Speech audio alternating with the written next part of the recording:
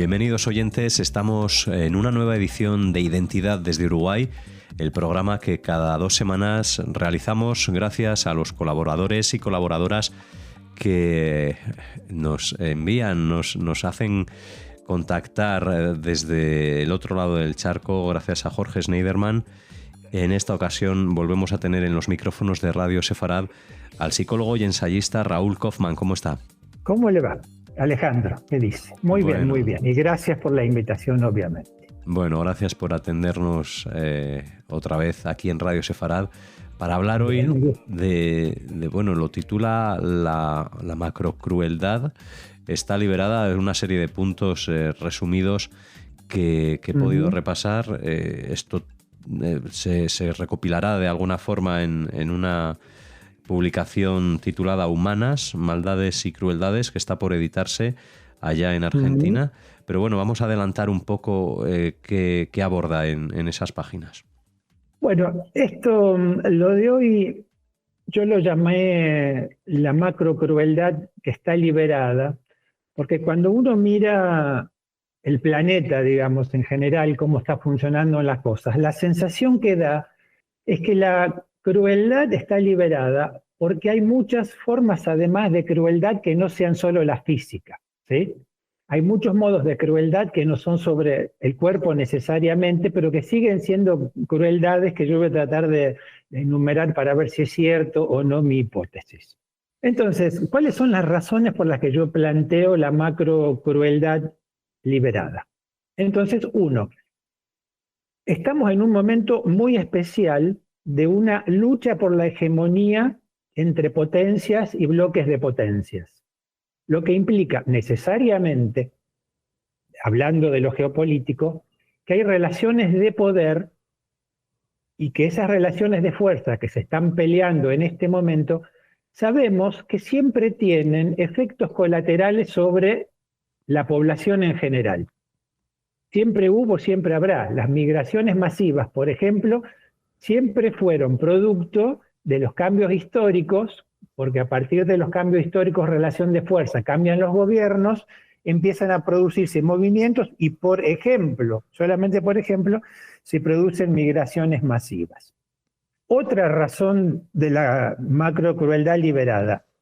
Increíble que todavía a esta altura estemos con guerras religiosas culturales que también implican la lucha por la hegemonía. Entonces, la pregunta es, cuando nosotros vemos estas guerras por la hegemonía religiosa cultural, la sensación que nos da es, esto se tratará de la estupidez humana, porque no podemos creer que a esta altura todavía el humano esté peleando por saber cuál es el Dios verdadero. Realmente es casi como una mostración de la estupidez humana expuesta en todos los medios.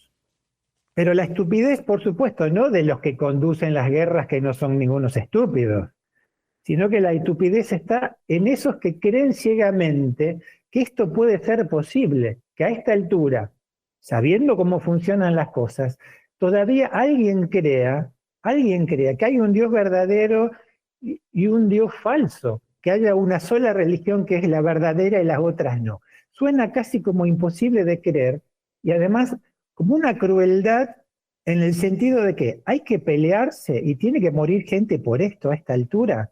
Es una verdadera crueldad. Otra razón que yo fundamento por qué me parece que es la macrocrueldad liberada. Los niveles de corrupción que se encuentran en muchos países que están ligados al descreimiento en esos sistemas políticos. Entonces, los niveles de corrupción, ¿qué significan? Uno, que el poder político está aliado al poder judicial.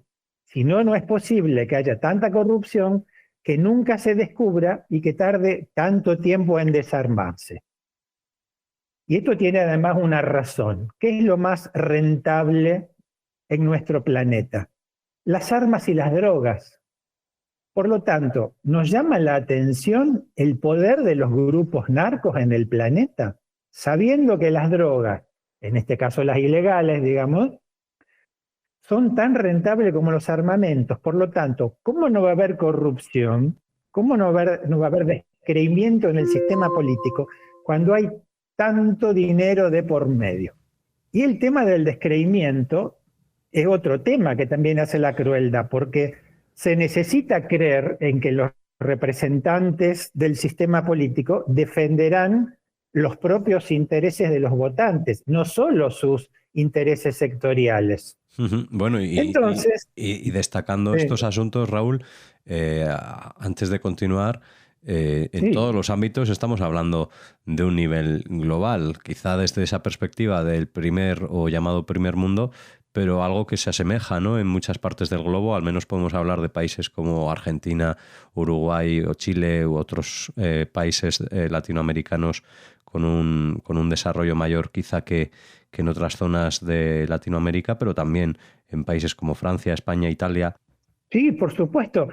Porque fíjese que el tema de los déficits en los sistemas de salud y los conflictos que hay con los jubilados retirados no son solo del tercer mundo. Entonces, aparece el tema de descreimiento, aparece el gasto de la política, que siempre es desmedido y muchísimas veces misterioso. ¿Cómo no va a haber descreimiento cuando los gastos de la política son desmesurados y a la gente que trabajó toda su vida o a la gente que trabaja y que tiene que tener un servicio de salud, se lo van recortando? ¿Cómo puede no haber descreimiento? Y lo más interesante es que a veces escucho, una vez cada 5 años me toca escuchar esto de que algún político dice hay que seducir al electorado. Aquí nos pasa cada 4.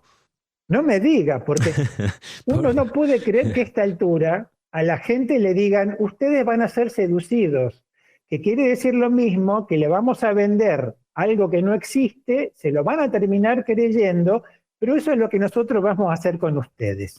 Por no decir, Raúl, que creo que es un tema a destacar también y a comentar, que ya no es cada 4 o cada 5 años, sino que parece que durante las legislaturas es casi un continuo. Antes que gobernar, se está haciendo campaña prácticamente a diario. Claro, pero porque tienen que asegurarse sus lugares dentro del sistema político. Pero de nuevo, si lo siguen diciendo, es casi como decir, sabemos que ustedes son medios tontos, por eso se lo podemos decir. Y le decimos que nosotros lo seducimos, que le vendemos lo que no existe. Entonces es una crueldad, porque es como que nos toman de tontos lo que escuchamos a los políticos hablar. Esa es una cara del descreimiento. Y la otra cara del descreimiento es, esto es medio una broma, de que si para entrar en un trabajo muchas veces hacen un examen de salud mental, pregunto, ¿a los candidatos no habría que hacerles también? Porque sabemos que todo el campo político está lleno de psicópatas, de paranoicos adictos al poder, hasta de mitómanos. Por lo tanto, no es una crueldad que encima que digan, los vamos a seducir, accedan al poder gente con una salud mental muy deficitaria, para decirlo de alguna manera. Lo otro que me parece que es una crueldad sutil, no va a los cuerpos, digamos, estas dos cosas que aparecieron últimamente con el tema del desarrollo de la tecnología, que es la pérdida de la privacidad a la que nos hemos resignado, como si viviésemos en una era de la transparencia, cuando en realidad sabemos que no todos son transparentes. Entonces tenemos la pérdida de la privacidad a la que nos resignamos porque igual a la tecnología la necesitamos. Y la otra, que me parece que es una crueldad también sutil, esto de que la verdad desapareció. Entre la inteligencia artificial y la fake news, la verdad no se sabe cuál es, porque todo está mostrado de una manera tal, gracias a la tecnología, que puede aparecer un discurso, para decirlo de alguna manera, de alguien dicho en un momento determinado, y es una creación de la inteligencia artificial. ¿Y cuál es la verdad? No lo sabemos. No lo sabemos. Entonces, es una verdadera crueldad perder la privacidad y la desaparición de la verdad. Eso me parece como opinión. Bueno, quizá haya muchas verdades y algunas de ellas evidentes. Lo que pasa es que hace falta educar en los elementos o en las tecnologías y quienes desarrollan la información para saber a dónde acudir para para al menos tener un poco de verdad. Sí, eso mirándolo optimistamente sí, digamos, pero es todo un trabajo de formación a la población que lleva mucho tiempo, que implica despertarle la capacidad crítica y que implica lo otro que yo estaba por decirle que me parece una crueldad que no es nueva. Esto de que seguimos razonando como que los buenos y los malos siguen existiendo. Si los buenos y los malos existen, se imagina el trabajo de desarrollo de la capacidad crítica que hay que hacer para que la inteligencia artificial no nos engañe. Porque el tema de los buenos y los malos es histórico. Siempre hubo buenos y malos, y siempre hubo quienes se encargaron de demostrar, para la manipulación política por supuesto, de que los malos son siempre los otros. Entonces, ¿quiénes son los buenos? A los que todo se le puede perdonar. Se equivocan un poco, pero hay que perdonarles todo porque son buenos. ¿Y quiénes son los malos? Los que siempre se equivocan. Por lo tanto, son aquellos que justifican fusilarlos, matarlos, excluirlos así alegremente de todos los lugares. Increíble que todavía estemos razonando con los buenos y los malos. Por eso me gustó algo que escuché la vez pasada que me pareció maravilloso. Eso que decía de que acá decimos por lo menos que el mejor amigo del hombre es el perro. Sí, claro. Claro, no solo allí, entonces, no solo allí. Yo creo que aquí también podríamos añadir, el tema de la culpa, ¿no? De a quién de echar la culpa para determinar precisamente esa dicotomía entre buenos y malos. ¿Y a quién se elige? Eso no es problema. Se elige a quién echarle la culpa. Miremos Medio Oriente. ¿A quién le echan la culpa? Entonces, es la única democracia rodeada de señores feudales y de reinados del tiempo del medioevo. Y son los malos de la película porque se defienden, porque secuestran gente y repiten el modelo de los campos de concentración bajo tierra. Bueno, también entonces, quizá eso pase en la misma propia franja, que algunos son malos y a otros les hacen parecer también malos, pero no creo que todos lo sean. Por supuesto que no, los malos se crean. Todo lo que atentan contra los intereses propios son malos. Entonces quedan automáticamente habilitados para ser matados, fusilados, desaparecidos o lo que quiera. Bueno, un juego de poder en todos los casos. Siempre inevitablemente cuestiones de poder. Bueno, Raúl, tenemos aquí esas conclusiones que nos deja y si le parece, a medida que las plantea, también le invitamos a que los oyentes conozcan dónde pueden encontrar, ya les hemos dicho que se editará Humanas Maldades y Crueldades, pero para quienes quieran saber más sobre estos temas y estas conclusiones, pues que sepan a dónde acudir para encontrar la edición de este libro. Y en mi página web, raulkaufman.com.ar, van a encontrar el PDF, digamos, o el pedido para el PDF si les interesaría leerlos, más algunas cuestiones sueltas que yo suelo subir reflexiones en la página. Estupendo. Fíjese, que lo de cambiar esto de el mejor amigo del hombre es el perro por el mejor amigo del humano es el chivo expiatorio. Claro, los buenos y los malos, la eterna estupidez humana de que siempre hay buenos y malos y una vez que se los elige hay que fusilarlo y hay que matarlo, eso no hay ninguna duda. Entonces, si todo esto es verdad, si todas estas conclusiones que yo saco son verdad, me llevan o razones por lo menos, me llevan a sacar dos conclusiones. Una, estamos en una etapa de cambios. Está probado que estamos comienzo de milenio, hay movimientos de todo tipo, no sabemos si no terminamos en una tercera guerra mundial. Acá en Latinoamérica están cambiando las relaciones de fuerza, en Europa sé que también. Así que estamos en una etapa de cambios, me parece a mí, muy importantes y significativos, cambios para los que hay que prepararse. Y ahí entro en lo psicológico puro, si usted quiere. ¿Qué quiere decir prepararse? Que tenemos que tener la capacidad para adaptación al cambio muy desarrollada. Vamos a tener que adaptarnos a los que venga. Sí. ¿Por qué? Aunque no estemos de acuerdo, digamos, porque eso obviamente va a suceder, tenemos que adaptarnos igual. No quiere decir aprobarlo, ¿se entiende?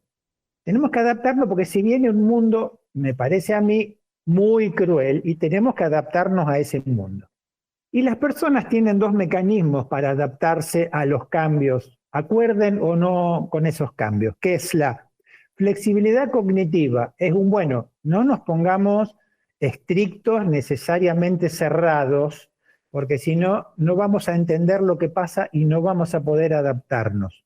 Tratemos de pensar flexiblemente, aunque no coincidamos, pero tratemos de pensar no demasiado rígidamente y principistamente las cosas. Bueno, pues esa... Y la otra... Sí. Sí. Perdón. No, y la otra es la plasticidad conductual. Y habrá que hacer cosas con las que no estamos acostumbrados a hacer, con las que podemos no estar de acuerdo, pero tenemos que flexibilizarnos, porque a lo mejor, si el mundo cambia, tenemos que cambiar un montón de conductas para adaptarnos a esos cambios, por ejemplo, la tecnología, nos guste o no nos guste.